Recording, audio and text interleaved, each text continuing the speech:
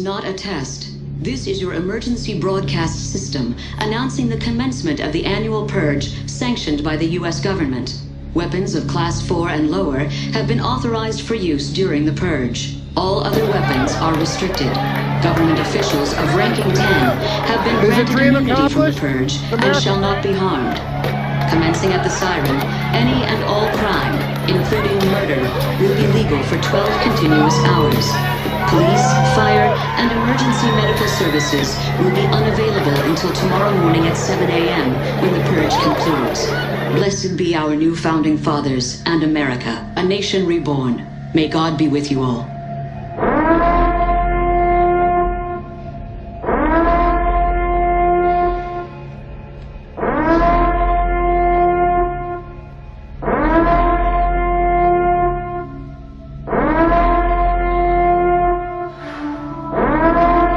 The decisions that I've had to make in the last 24 hours are not decisions I'd wish on any leader. None of them were easy.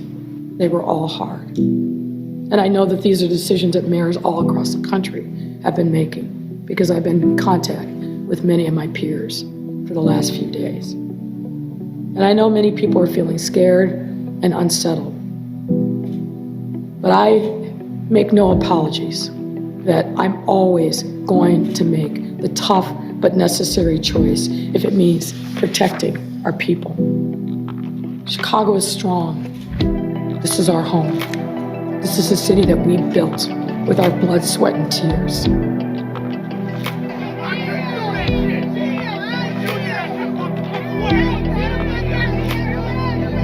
This is a city that we must protect so we can provide for us. We know it's not perfect, but if it gets destroyed, we are all left to pick up the pieces. In this city, we care for each other. We've seen that over and over again.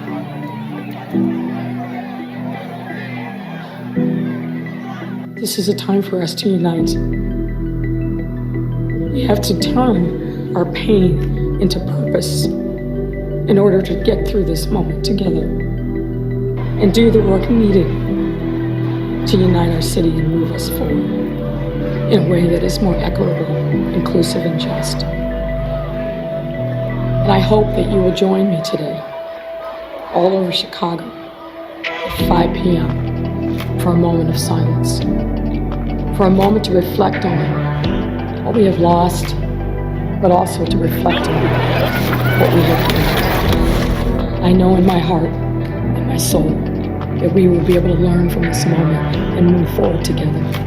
That is who we are as a city. That is the values that we share. And we must never forget our sense of who we are as Chicagoans, as a city, our sense of community. This is what will carry us through. With shovels, bats, hammers, and metal pipes. Now, to be clear, I've marched in a few protests in my day. But neither I nor anyone that I was ever with saw the need to bring weapons in order to lift up our voices and express our First Amendment rights. Now, I want to give praise to those here in Chicago and across the nation who have come together peacefully to express their righteous anger and their grief and to make their voices heard, as is their First Amendment right. But I want to express my disappointment and really my total disgust at the number of others who came to today's protest armed for all-out battle. You don't come to a peaceful protest with a bowling ball or a hammer or a shovel or a baseball bat. You don't come to a peaceful protest with bottles of urine to throw at police officers. I applaud the vast majority of the individuals who came here to make true and lasting change peacefully. But to the rest of you, I'm here to call you out.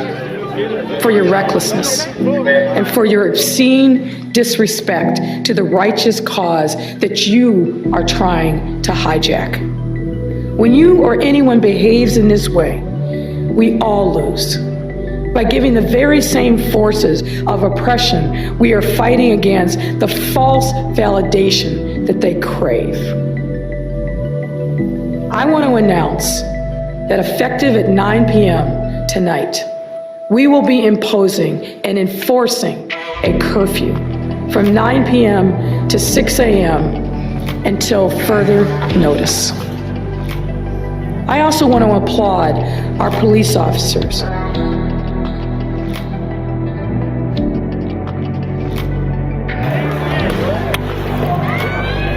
Now, some are planning protests here.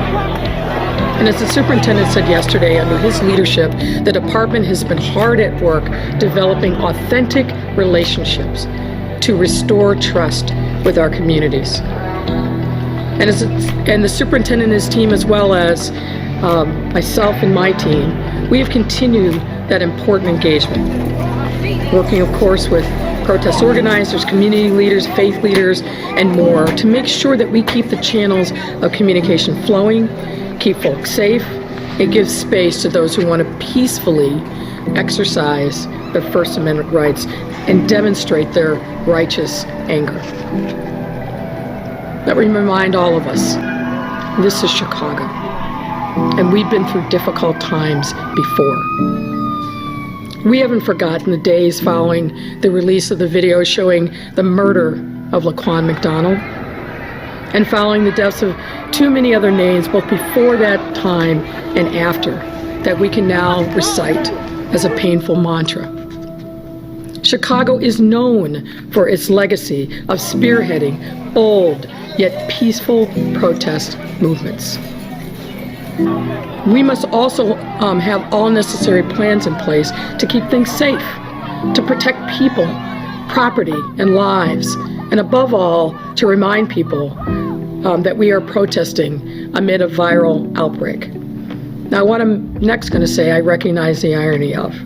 But folks, please march, exercise your rights, but wear face coverings.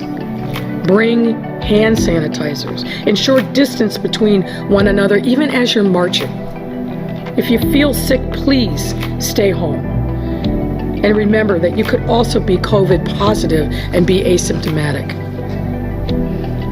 Now, it's impossible for me as a Black woman who has been the target of blatant racism over the course of my life, not to take the killing of George Floyd personally. Watching that poor man beg for his life and for the ability to breathe, and then watching the life leave him there on the streets, I feel angry, I feel sickened, and a range of other emotions all at once. Being Black in America should not be a death sentence. We should not fear for the lives of our loved ones, and mothers shouldn't fear when their young men and women go out into the world that they're going to get that fateful call.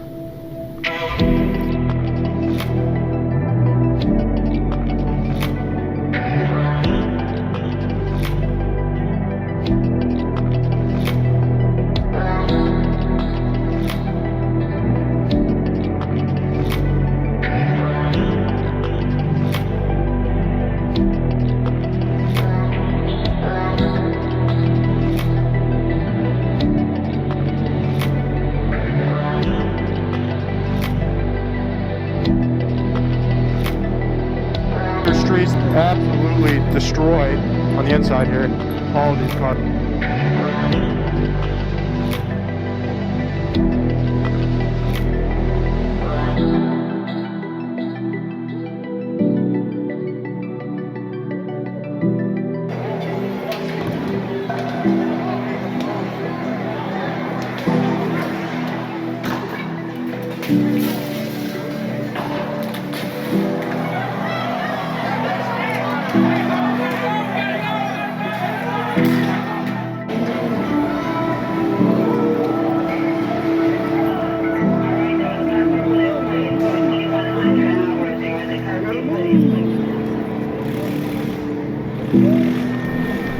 let me say one other thing. Donald Trump's comment last night was profoundly dangerous. And we must stand in firm solidarity and say this is totally unacceptable, no matter who is the speaker. And folks, we see the game he's playing because it's so transparent and he's not very good at it. He wants to show failures on the part of Democratic local leaders to throw red meat to his base. His goal is to polarize, to destabilize local government and inflame racist urges. And we can absolutely not let him prevail. And I will code what I really want to say to Donald Trump. It's 2 words. It begins with F and it ends with U.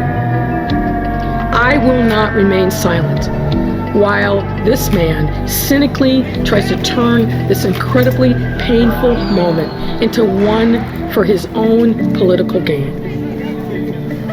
And let me end this comment by saying the following. I continue to pray for the family of George Floyd and for the city of Minneapolis. And I pray for all of us to find peace in this difficult and painful time.